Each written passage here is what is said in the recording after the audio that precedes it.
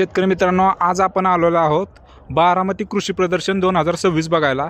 तर आपल्या समोर आहेत पोलीस खात्यातील जवान येथे आलेले आहेत कृषी प्रदर्शन बघायला। आपण त्यांना विचारू की त्यांना हे कृषी प्रदर्शन कसं वाटलं। तर दादा, कृषी प्रदर्शन बघण्यासारखं आहे।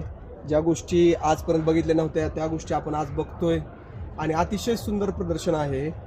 मी सुद्धा या प्रकारचा कधी ऊस पाहिला नव्हता। आवर्जून मी बघण्यासाठी आलो होतो की हा प्लॉट जवळपास 5 ते 6 महिन्याचा अंतर्गत काहीतरी प्लॉट आहे, जो इथं आल्यानंतर मला समजलं ऊसाची साईज, ऊस कसा ठेवला पाहिजे, ऊसाला काय दिलं पाहिजे, ऊसाला कोणती औषधं वापरली पाहिजेत याची आपल्याला काही माहिती नसते। मी एक शेतकऱ्याचा मुलगा आहे, मला माहीत आहे, त्याच्यामुळं हा प्रदर्शन बघण्यासाठी खास करून ऊसासाठी आलो होतो। आज त्याची पूर्णपणे माहिती घेतलेली आहे। तर आपण जे आतापर्यंत जे ऊस लावले किंवा आपण जे ऊसाला मुबलक पाणी देणं किंवा त्याला थोडा ब्रेक देऊन परत खत माती टाकून परत त्याला पाणी देणं, या अशा गोष्टी आहेत। ह्या जे रेग्युलर तुम्ही प्लॉट बघू शकता, हा प्लॉटमध्ये अंतर किती आहे, साफसुथरा किती प्लॉट ठेवलेला आहे, या गोष्टी आपल्याकडून जमत नाहीत कधी कधी सर। तर इथला प्लॉट बघून तुम्ही तुमच्या शेतात असंच काही करण्याचं तुमचं नियोजन आहे का भविष्यात?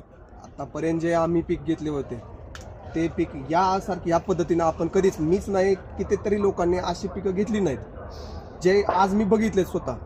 ह्या प्रकारे जर आपण केलं तर कमीत कमी 80 ते 85 टन ऊसाचं त्यांचं एकरी उत्पन्न काढू शकतो हे त्यांचा हमखास सांगतात ते। जर त्यांचे प्रोडक्ट असताना पण रासायनिक नाहीत, सेंद्रिय आणि आजच्या काळात तर सेंद्रियाची खूप गरज आहे तशी, आणि मी हे प्रॉडक्ट वापरणारच। कारण असं जर पीक काढलं तर पीक म्हणजे शेती करण्याची मजा जी असते ती तुम्ही बघतायच।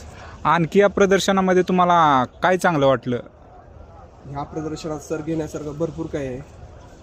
जेणेकरून हा प्लॉट पाहिला मी, तो एक मिरच्याचा प्लॉट बघितला, तो जपानी तुम्ही जे आपण बीट बघितलं, कोबी बघितलं, कोबी, वांग्याची लागण किती फुटाव पाहिजे, अंतर्गत कुठलं पीक, आता मक्याचाच एक प्लॉट बघितला त्याच्यामध्ये अंतर्गत मिरचीचं पीक आहे। म्हणजे बऱ्याचशाच गोष्टी आहेत त्या बारामती प्रदर्शनामध्ये आवर्जून येऊन बघाव्यात, कारण इथून घेण्यासारखं भरपूर आहे। धन्यवाद दादा माहिती दिल्याबद्दल।